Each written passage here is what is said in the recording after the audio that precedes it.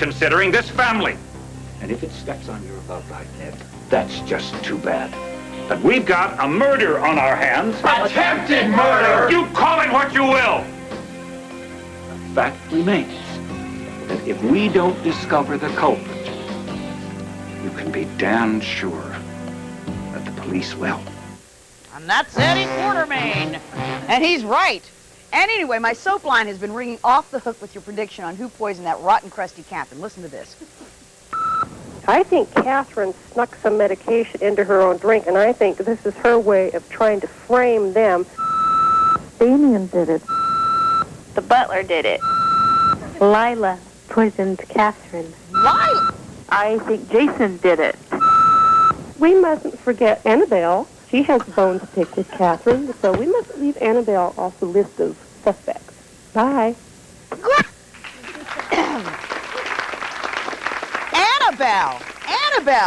Annabelle wouldn't do a dirty dogged deed like that. Well, now, right, if they were messing with Foster, this could be a problem. Now, we've got lots of prediction, and yesterday we did a telepoll on who you thought poisoned Catherine. Catherine, God, this is my day. But look at this, 1,341 of you say the butler did it in the kitchen with chemicals. So, but you know what's funny is Eddie jumped. They've got a few guys for Eddie too. But I'm not going to say. I can tell you this: Catherine is going to be the only one who's causing trouble. I'm not going to tell you any more about that. It'll play out soon. But here's the big scoop. Luke's been doing some investigating on dear friend Damien. Correct? Right?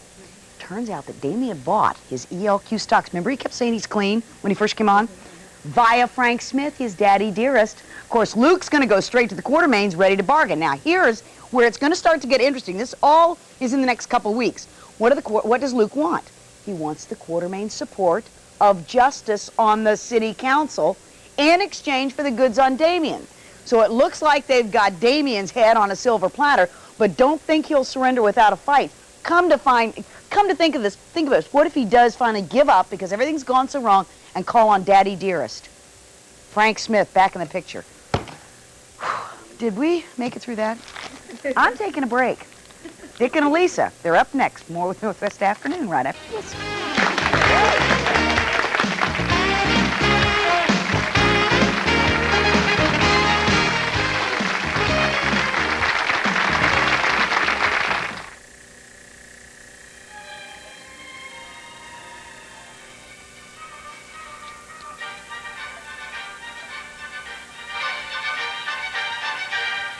And that was the Vienna Wood Dancing D, one of my all-time favorites.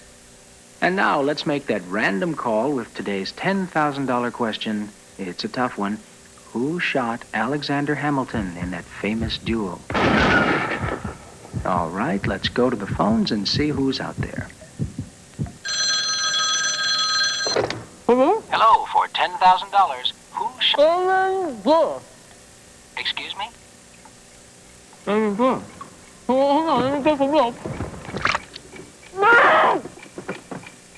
afraid your time is almost up. I'm sorry. Maybe next time. Got milk? How many times a day do you change your baby? 6? 8? A dozen times? Well, if all that wiping and rubbing is rough on you, think how she feels. That's why it's important to use Baby Fresh. Only Baby Fresh releases extra moisture to wash instead of wipe, like a gentle little bath. And that's the best way to clean your baby. Until next time, Baby Fresh, the bath in a box. I mean it. I'm serious. Check Medical Centers. Whole family goes there. For what? For cuts and sprains and a little sunburn, right? X-rays and physicals and sports injuries. They're our family doctor. Remember when Jack got hurt on the job? Yeah, he went to check. Treatment, physical therapy, everything he needed right there. And the kids think it's great. Well, did they bill your insurance? Yeah, and you won't believe how affordable it is. Really? Check Medical Centers. When and where you need us. Well, I'm going to have to try it. I've seen them all. Stop blow dryer dry out. If your hair suffers from blow dryer dry out, get Neutrogena Heat Safe. Spray on Neutrogena Heat Safe before blow drying and stop blow dryer dry out. Neutrogena Heat Safe.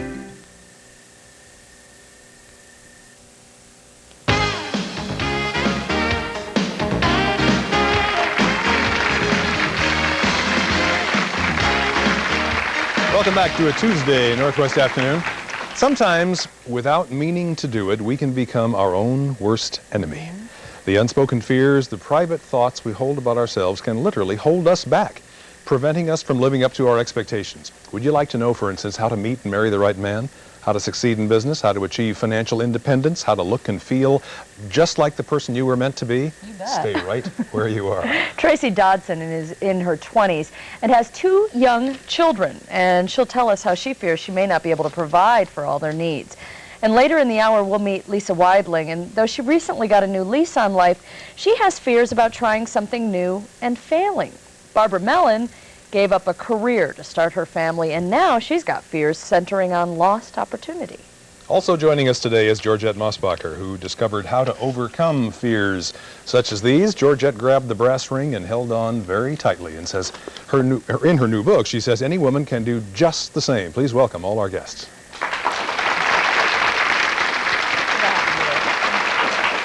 Nice to have you all here, and thanks for coming. And thanks mostly for being willing to open up and talk about fears, because it's not the easiest thing to do. And I suspect in the course of the hour you'll discover that you're not alone by any means. Most of us, if not all of us, have these fears. Tell us, Barbara, to start, why you feel as though you're failing, or in what areas of life? Geez, there's so many, but my main concerns are that I have a typically developing child and a profoundly handicapped child. And the profoundly handicapped child takes 90% of my day, which leaves me 10% to divide up between my typically developing child and my husband. And you take that 10% and split 5% for those two, and where's the time for me? Right. So is that where you're failing? You're failing to take care of yourself, or you're failing in your marriage, you're failing in raising your other child? Where do you think you're failing? Well, I feel that I'm not meeting the needs of my typically developing child, but more than anything else, I feel like I'm failing myself.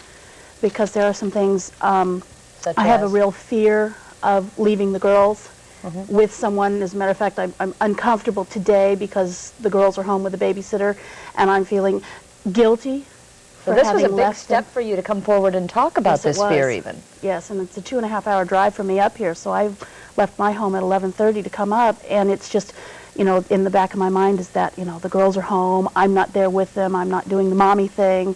And you can look back, too, on a life before the children, to a life when you had much greater freedom, to a life when you had a professional career going for yourself. And so you have that comparative point. What was your life like then, before you had all this guilt and these fears? I'm a licensed medical records practitioner, which is a 2-year degree, and I have a title, you know, all those people strive for that 3-letter title, and I have that. And I left that behind to become a mom, but I was, you know, I had that freedom. My husband and I were married for 8 years before we even had children. What's the biggest frustration, Barbara? Budgeting the time, I think. Feeling that the girls deserve more and need more, and not being able to provide that to them, and still... And perhaps so do you. Right. You said something alarming, Tracy, backstage. We were talking about your situation. You were married, have 2 kids, and then one day your husband came home and said something you didn't expect at all, did he? Yeah. Tell us what he said to you. He just really said he wanted out of the marriage, and he wanted out then. Right now? 2 weeks later, we were in California. He's in the military, and we were stationed down there. And, you know, I had 2 weeks to pack up my kids, myself. My father had to come down. Were you just sideswiped by this? Had you no idea that this was coming? Well, I mean, we had marital problems, and we knew it. But nothing, you know, he just came home one day and just said, that's it. There, you know, no... What did you do? What was your first feat and make a living? Well, I got up here and I put myself in counseling, and I got some Your family is here? Yeah, I was born and raised here. Okay. I put myself in counseling, and I had a lot of family support, and I just kind of pulled myself up by my bootstraps and did what I had to do. I mean, I had 2 kids to do it. But you said as a single mom, you feel like you're failing. Why do you feel that way? I really do. My kids, they're wonderful, and you can't. I don't have control over them. They don't listen to me. They What listen are to, their ages, Tracy? they're 2.5 and 3.5. And But does any 2.5 and 3? well, it's to the point where they'll listen to anybody. You know, they're better for everybody. And I know that's typical kid, but it's deeper. You really, I mean, the household is really But bad. your fear of failing is deeper than just, I'm worried about failing. I mean, this is deep stuff. When we were talking backstage, you said they'd be better off with somebody else? You know, there are honestly times when I think that if someone were to come into my home and say, I'll take your kids from you, that they would be better off. Sometimes I really do. I don't have anything to offer them right now. You know, I'm in college. That's 4 years away. Will you permit all of us just to gently argue with you a little bit on that point? That's fine. Because really that's why Georgette is here. But it is overwhelming. Here is a young woman, Georgette, in her mid-20s, suddenly left alone, 2 young kids, and it's overwhelming. What's a first step for somebody like Tracy?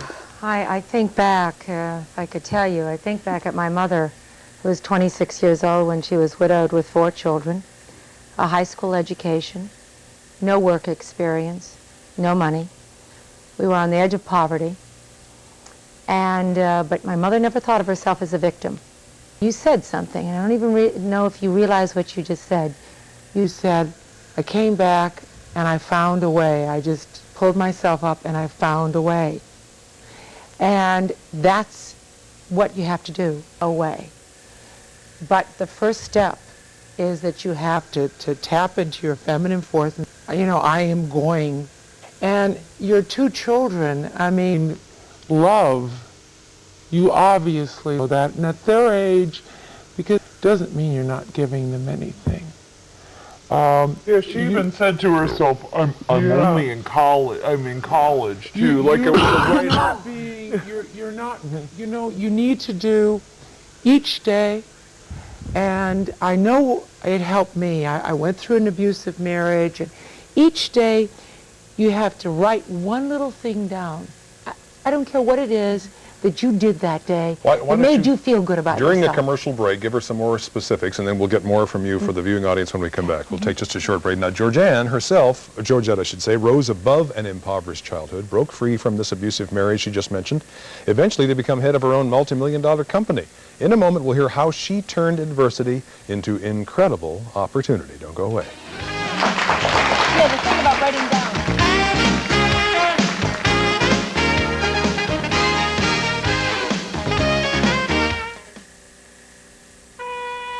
We asked these women what they think about the new Sicilian-style pizza from Pizza Hut.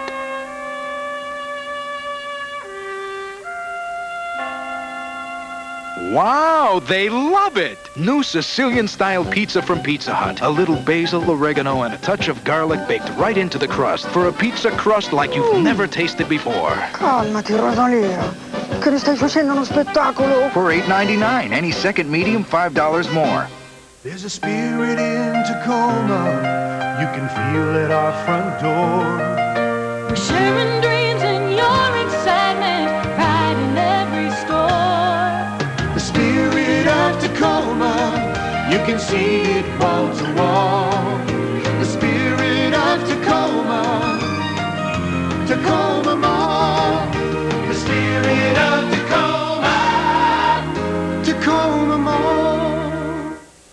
From Touchstone Pictures. You flying saucer? Critics are calling Ed Wood one of the year's funniest films. It's science fiction, a heartbreaking romance. It's a supernatural thriller. Rolling Stone says Johnny Depp is terrific in a hilarious performance. All right, everybody, let's finish this picture. Martin Landau is a sure thing Oscar nominee. My name is Bela Lugosi. It's Tim Burton's most provocative film. Do you reject Satan and all his evils? Sure. Ed Wood, rated R. Starts Friday, October 7th in select theaters.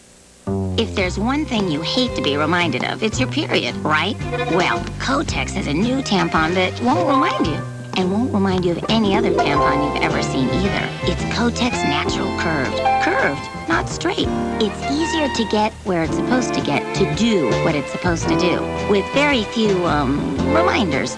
It works so well you can practically forget all about your period. Forget your period. Remember this tampon. New Kotex Natural Curved.